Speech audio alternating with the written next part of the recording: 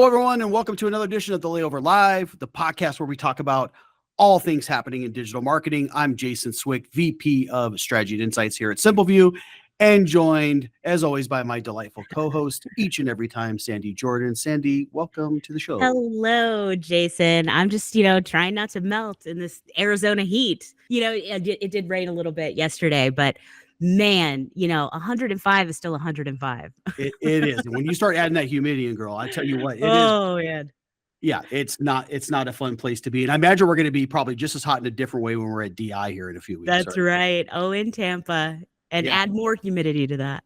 Yeah, for sure. So getting out of the heat, right? We'll talk about another hot topic, I think, around digital transformation. So I wanted to talk first and foremost, as we lay the groundwork for today, Sandy, a little bit around an article I read recently in Forbes around just digital transformation in marketing. I think it's really important, right? Because, long gone are these days, when media was considered this big king, right? Instead, we're kind of in this new increased shift towards digital platforms, certainly more powerful days than ever in social media.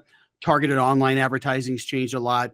AI is certainly in the mix of all of that. So if anything, I think we've learned that we have to be able to adapt, move more quickly and more meaningfully so that we can stay ahead of this evolving landscape. And it's kind of ushered in this new term. And I think one that we've heard in articles like this one from Forbes and in blogs and in conversation, you've probably heard me talk about it before too. And that's this concept of digital transformation. So forecasts for global digital transformation market are really expected to reach more than $1 trillion in 2025, which is an outstanding number. And this transition has really expanded marketing efforts across reach and efficiency. Certainly there's more competition in the space, more dilution in the space, but it's opened up the doors also for more innovative engagement tactics, more I call it like metrics driven strategies. So as the role, as you know, of digital marketing continues to change and expand and evolve, and it seems like it's doing that all the time, destination marketers out there are certainly going to be faced with their ongoing reevaluation of their skills as well as their capabilities. And along with that, we have to do it in an environment where consumers are as busy as they've ever been. They're curious, they're demanding, they're impatient. All of that we have to think about when we think about digital transformation. So, Sandy, what are your thoughts on that? Do you agree with that? Yeah. Oh, absolutely. But there's an audience, right, for this digital transformation. So who exactly is that audience? Yeah, let's talk about that. Let's talk about just digital transformation in general. So simply put, because it's a term, again, we throw around, it probably means different things to different people, right? But certainly digital transformation is really just the process of using digital technologies to create new or even update existing, in some cases, processes, culture, and experiences so that we can meet the needs of the changing landscape. Now, every day, there are hundreds of chances for us to engage with travelers digitally. And being successful, then, we feel, and we consult with our customers about this all the time. But it really, as you know, takes this combination of now data and insights married with design and UX or user experience, and then having the right technology to meet the needs. And we have to do that with the right message at the right time on the platform that travelers are frequently most.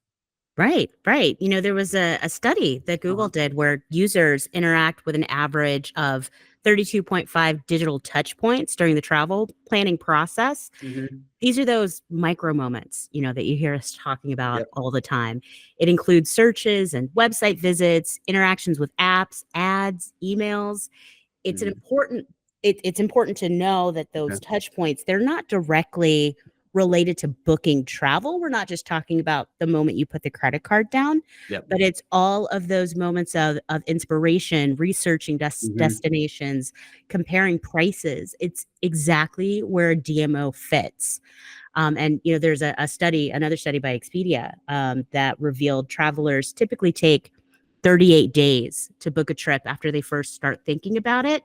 And what they're doing in those 38 days is they're experiencing all of these micro moments from all over the place. Yeah, you got it. You're spot on. So listen, folks, long story short, we have to be able to meet our audience where they are. And today that net is incredibly wide as consumers are ingesting content everywhere. Certainly AI is amplifying that.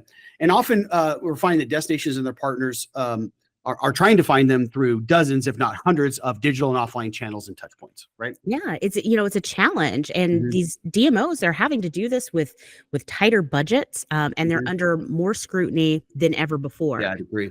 In the last few years, destination marketing budgets have indeed faced significant challenges, and I'd argue that the travel and tourism industry is still recovering from the disruption that was created by the pandemic. Yeah. It's increased competition, and now we have to deal with AI as Right. well. Right. So there's many organizations that are now operating with reduced budgets and allocating how they are measuring that effectiveness. They Mhm. are under way more scrutiny than ever before. Could not agree more. They also have to do a lot more with less, right? Oh, for sure. And For sure. which is hard, especially in a space as dynamic as this, right? Absolutely. Yeah. It's full on data wars. Yep. Yeah. DMOs are being tasked with proving the impact and the value of their own marketing efforts. Prove our value through that data. Yeah, no doubt about it. And, you know, we talk about that, and it really means that we have to really step up and really become digital leaders, right? Absolutely. And becoming a digital leader also then has a few requirements that I've mentioned in presentations, but I think they're worth mentioning in here today. First and foremost, you have to have executive and organizational alignment, right? That creates a common strategy and a roadmap, right? And that absolutely begins at the top. Everyone's got to be on the same bike, from C-suite, right, to agency, technology partners. Ryan talks about this, right? Being on this bicycle built for three, we all have to be on the same bike, pedaling in the right direction. Some are leading, some are providing power on the back, but we all have to be there. And all of that has to absolutely flow through the organization. So first and foremost, I think becoming a digital leader, you have to have that alignment at the top. It also then requires building capabilities so that we can gain value from digital marketing, right? That often means leveraging data to better inform our strategies, whether that's first and third party data. Certainly first party data is leading the way with that. We have to understand the sentiment of travelers out there. We have to get the most out of our own channels, and then what impact those efforts are having on arrivals and our overall visitor economy. It's all very, very, very, very important stuff. And then lastly, we're kind of becoming like this, or even before I get into my last point, make one more point around capabilities. I think we have to think of ourselves now as more of a full funnel marketers. DMOs, I think historically have certainly lived in the upper funnel for the most part, Right. but more and more with data, more and more of capabilities are being born and becoming those digital leaders. We have to think not only about driving awareness, but also driving consideration and planning, marketing to and being a useful resource while travelers are in market, and so that we can create brand advocates across the board. And then getting into my last point, I think is in addition to organizational alignment and building capabilities, it also requires that we have really an adaptive, always on mindset so that we can prepare for that, right? So creating, we're hearing a lot more about agile work environments. I think that helps create efficiency and agility. We have to be flexible in our planning and our budgeting. Certainly, folks that are more flexible and not married to very rigid marketing plans and things of that nature are going to thrive in this type of environment. Continual testing and learning is important more than ever. When we started a lot of the CRO services several years back, nobody was really talking that way, Sandy, around testing. It's just something you have to do now. You have to have a culture of testing. Right. And that allows us to then be able to provide more personalized experiences. And I would argue that's probably more important than ever. And certainly when we're on a lot of these calls or on-site visits and visiting with DMOs, we have to, it's that culture of collaboration we have to think about. So not only do we have to be testing, we have to think about creating a culture of collaboration, making sure that our internal teams, our technology providers, our agency partners are all working cohesively together, creating these kind of cross-functional teams. And that requires us reimagining the customer experience. So listen, if we address these three areas, it's my opinion that DMOs can, I think, really successfully transform into becoming these digital leaders, and be more effective and be able to navigate some of the challenges that we've talked about, maximizing that impact. And that kind of leads us into what I want to talk about today, which is digital maturity. Yeah, let's talk about that. Why does digital maturity matter, and what exactly is it? Yeah, so let's talk about this a little bit more in detail. We talked about this on a recent webinar, but I think it's worth pointing out here. So, I think, again, by strict definition, I think digital maturity is really just an organization's ability to quickly respond to the developments and shifting trends of technology and to create value then through the digital marketing efforts. And when we think of digital maturity, there's, as you know, Sandy, there's usually a heavy emphasis on technology, right? Which is certainly important. But I think when we look through the lens of destination marketing in general, the level of digital maturity for a DMO is also impacted not only by technology, but an organization's adaptability, how the organization culture and structure is set up, marketing sophistication, data and measurement capabilities, human capital, and a slew of other things. So regardless, digital maturity itself, I think, is not an end goal, but it's a means to an end. Yeah. So essentially, digital maturity will help a DMO really drive outcomes that fuel growth, and it's usually measured through some sort of digital maturity model. So, Jason, what is a digital maturity model? Well, a digital maturity model is just a framework that's used to assess and understand how digitally mature your organization is today in order to help build a roadmap for the future, to help you better reach your goals, help you better plan for growth and measure success. And this can be done in a variety of different ways. But maybe if you could maybe break it down and let folks know about maybe 3 general categories that we see these digital models fall into. Sure. Yeah. There's a generic one that can really be applied to anything in life. This would be something like Maslow's hierarchy of needs. Yep. This is a model that we use all the time when referencing content development, talking about how the various needs of a person fit into this model. And if you are hitting all of those needs, then you're creating a piece of content that will resonate, with a typical human being. Yep. So now we're talking very generic. Yeah, it can be applied to anything, right? Exactly. Yeah. And then we have like an industry agnostic model. This would be, again, something that can be applied to multiple industries, but this would be something like a sales model, like spin selling, you might have heard reference to before. That this model would be something that could be used over and over again in various industries. And then we get into a third type, which is an industry specific or a niche specific model. So this is a more specific maturity model that's based on an individual industry or vertical with a unique framework or a model to support it. It's a way to communicate that understanding. And they're also, I want to be very clear too, they're not just some magic bullet that's going to give you everything that you need to be a best-in-class marketer, but they are great tools to be able to benchmark up a performance over time, also to help set more intentional strategic direction, and ultimately then improve efficiency that will really, I think, help a DMO lead to more cost savings and improve outcomes of their marketing efforts. So let's jump in then to our solution, right? Because our solution would be that third bucket that you had mentioned, Sandy, which is more of a niche specific or industry specific way of doing that. And we've certainly created one here for DMOs. Now, most models we've researched, including Google's, highlight kind of 4 steps of maturity. And we've taken the same approach with our own digital maturity model. So as somebody climbs the digital maturity curve, it certainly takes time and it takes hard work, but progress absolutely yields the best results. And it helps you kind of build momentum over time, right? So as we work through it, someone being like what I would call like a level 1 marketer would be like a nascent, and somebody who's probably not terribly technically savvy, or maybe doesn't have a lot of good measurement. He doesn't have a lot of organizational buy-in, all the way up to like what I would call a level 4 best-in-class marketer, which is one that's leveraging innovation, leveraging technology, and tying all of their marketing efforts to business outcomes.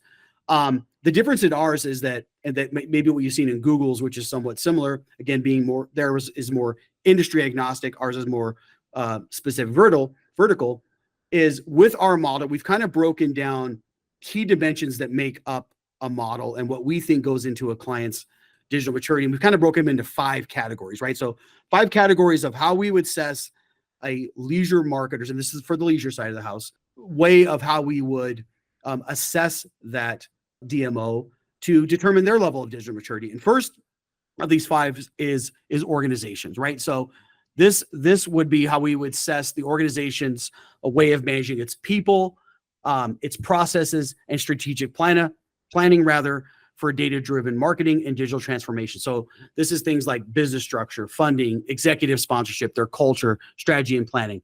So we wanted to make sure we talked about the organization as we built our model out. Certainly, we want to talk about technology.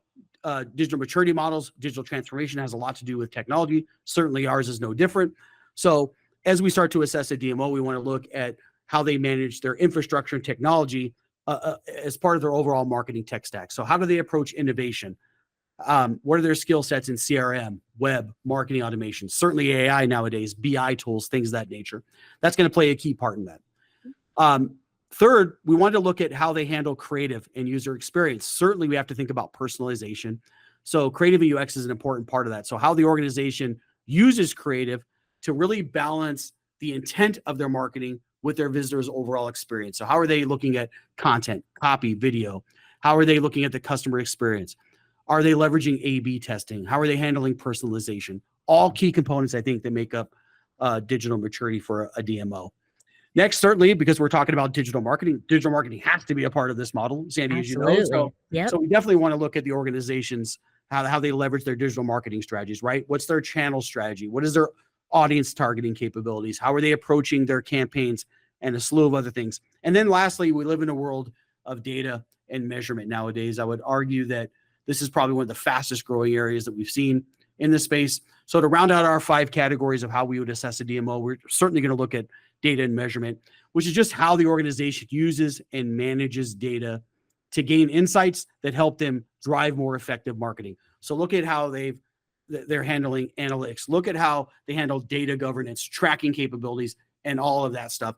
And then gathering information across all of those 5 categories: organization, marketing, technology, creative and UX, digital marketing, and data measurement. Aggregating all of these then will help us plot a DMO's digital maturity.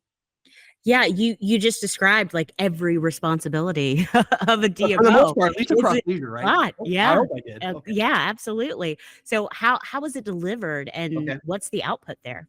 Okay, certainly, again, if you've partaken in some sort of digital maturity model, certainly having some sort of assessment that leads to some output or some reports important, right? So first is the assessment, right?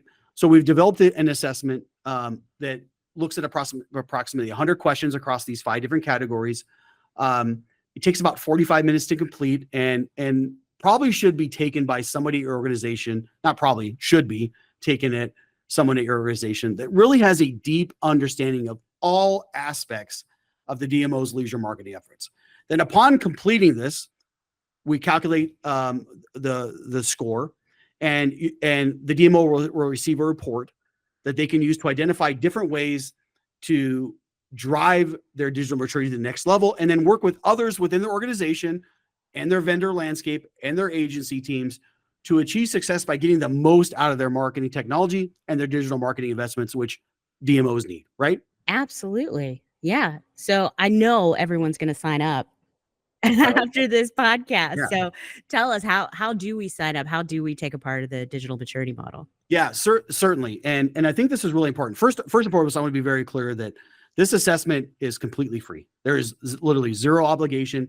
You can take this, use the findings from it internally to be able to help you with your strategic efforts. And certainly our team, and I'd imagine some of your agency partner teams, would probably want to work with you as well to be able to level up your digital maturity. So I think what we'll do, Sandy, is we'll provide a link to this assessment. I know we've had lots of folks sign up for this already.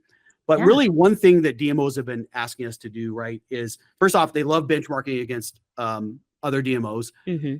And certainly coming out of this first iteration of this, we'll have the ability for DMOs to be able to benchmark against others so they can see how they perform not only overall against the industry, but how they benchmark in each of the 5 categories that I mentioned earlier. Right. Now, we won't have that out of the gate because we have to collect the information first. But later on this year, we'll provide a follow-up webinar and white paper where we'll share those benchmarks with participants so they can see how they did against that.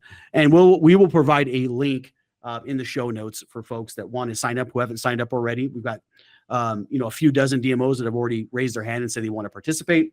But the best way is just to be able to fill out this form. You'll get an assessment in July. You'll be able to take that assessment, and then you'll get a report back from us shortly thereafter. So pretty exciting. Again, no obligation.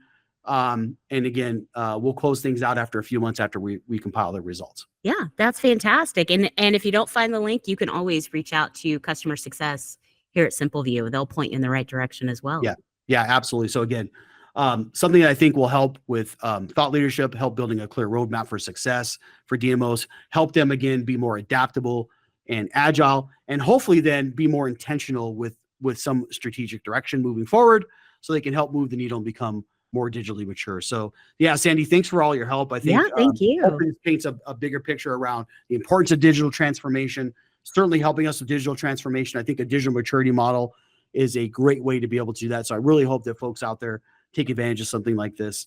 I think it's incredibly beneficial. So Sandy, thank you for hopping on with me and kind of, reversing roles and helping interview this. But I think it's really important. I love your insights too around the different types of models, and certainly some of the data around, making sure that we reach travelers where they're at today, and that net isn't so incredibly wide. But it's something that I think is important. Absolutely. Yeah. And I'm super excited to see some of the results of these, so we can start helping DMOs get focused on the points that they really need to hone in on. Yeah, absolutely. We'll certainly share that in an upcoming episode as well. Yeah. So thanks for tuning in, everyone. If you're not subscribed, please do so now. It really, really helps out. We'll see you next time. Have a great day.